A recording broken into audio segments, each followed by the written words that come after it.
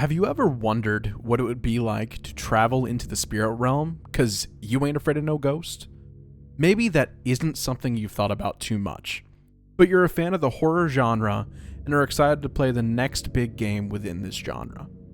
The Medium pushes the boundaries of consoles and even the boundaries of our adrenaline with its immersive story and gameplay. You play as a woman named Marianne. I think that's how you say it. It's spelled very differently. Who is a medium living in two very different worlds. The real one we all know and hate, and the spirit one we also probably hate.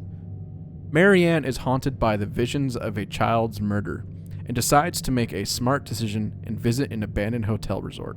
Again, super smart decision. At this hotel, you begin to search for answers. And no, none of the answers are why you went to this hotel in the first place.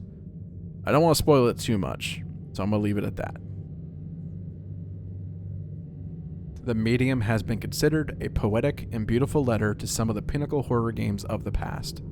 It has the same camera angles of Resident Evil, and it even has the musical composer of the Silent Hill franchise. Aside from the musical and comparisons to older horror games, The Medium is a very different game. I mentioned earlier that it pushes the boundaries of consoles and PCs.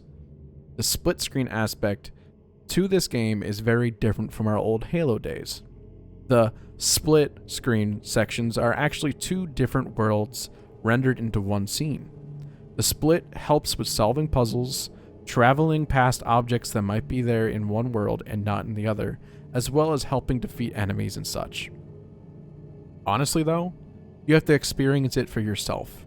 It truly is a beautiful horror game.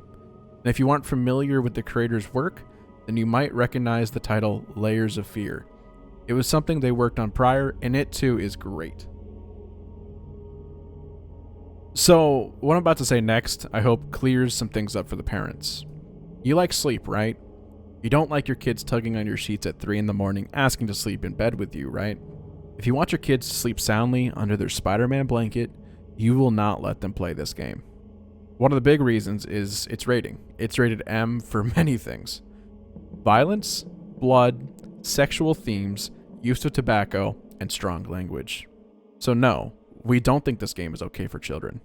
The only kid-friendly thing about this game is the developer's name, Bloober.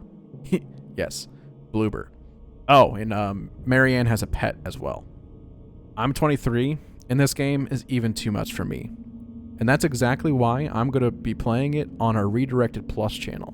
This channel is where we can play more mature games and not feel so guilty about it. But anyways, the choice is always the parents. We just want to give you information on this game and give you our personal input on whether or not we think it's okay for children. So please, if you like this content, hit the subscribe button and the notification bell, and we hope to see you in the next one. Thanks.